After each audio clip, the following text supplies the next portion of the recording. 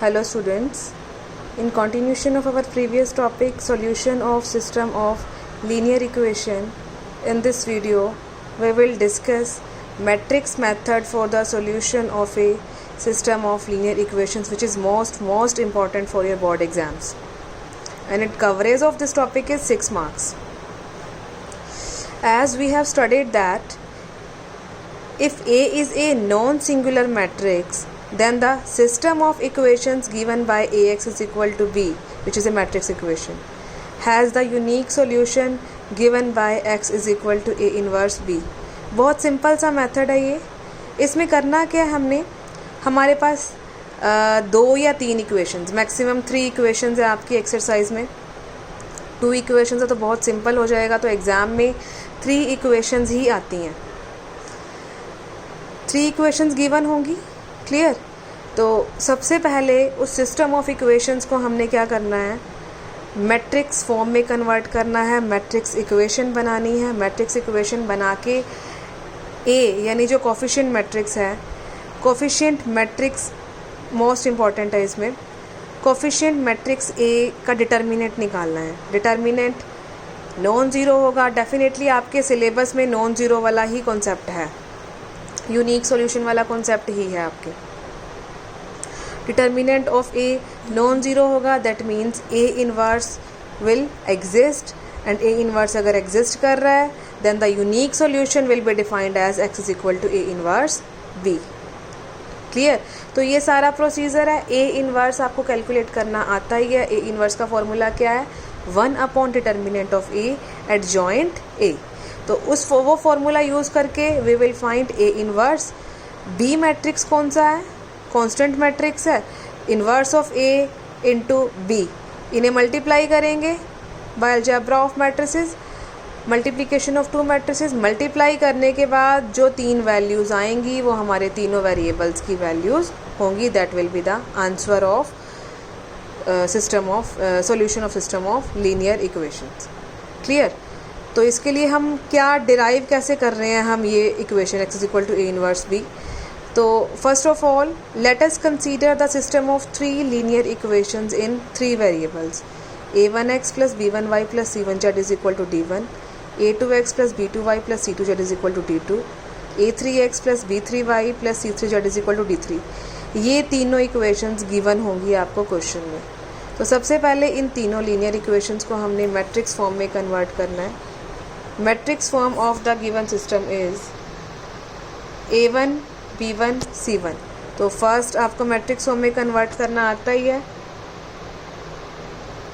First is coefficient matrix a1 b1 c1, a2 b2 c2, a3 b3 c3.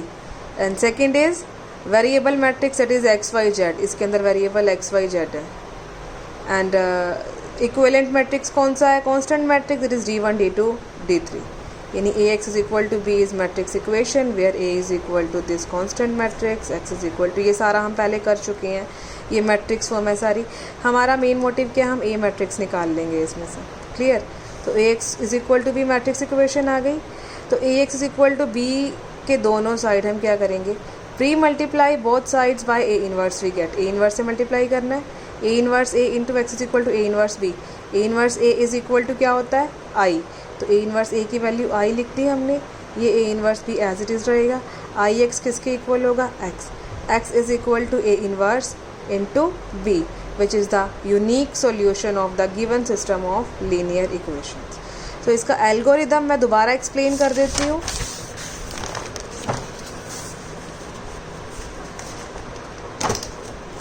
Algorithm क्या है, इसका steps होंगे, सारा प्रोसीजर होगा इसमें कि हमने किस तरह से मैट्रिक्स मेथड यूज़ करना है.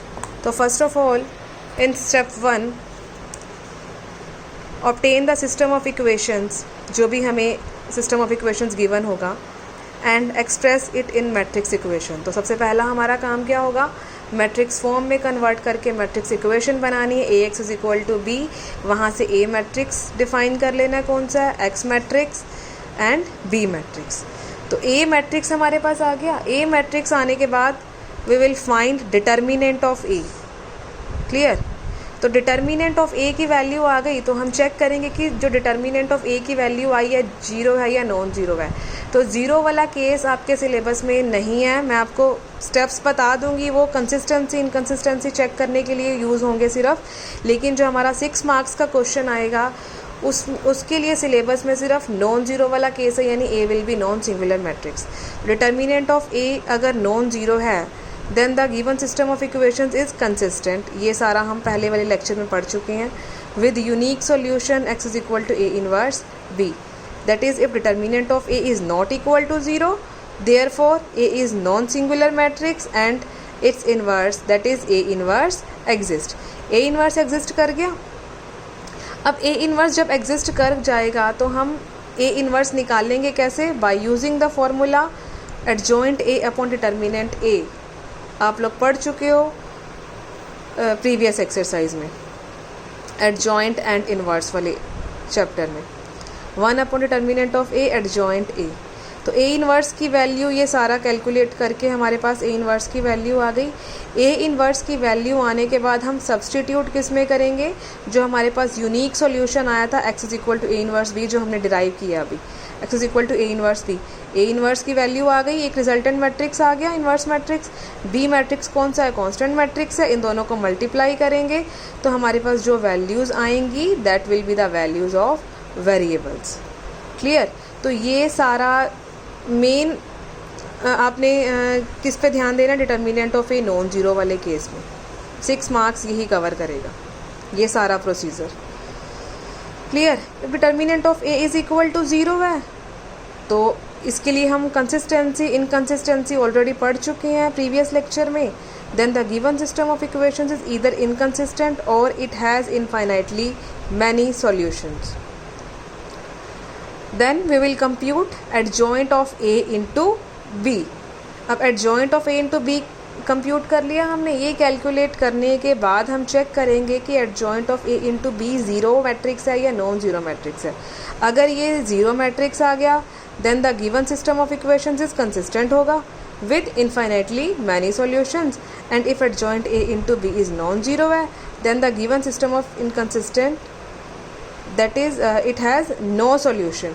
तो जो ये 4th स्टेप है ये आपका कंसिस्टेंसी चेक करने के लिए यूज़ होगा। आपकी एक्सरसाइज के स्टार्टिंग वाले क्वेश्चंस हैं 4.6 के, जिसमें इनकंसिस्टेंट कंसिस्टेंट ये सब चेक करना है। तो जो मेन क्वेश्चंस हमारे एग्ज़ाम में आते हैं वो क्या होते हैं? Solve the following system of linear equations by using matrix method. तो उसके लिए ये सारा प्रोसीजर ही आप लोगों ने यूज़ करना है, ये सारा प्रोसीजर ही यूज़ होगा। क्लियर? Okay, thank you.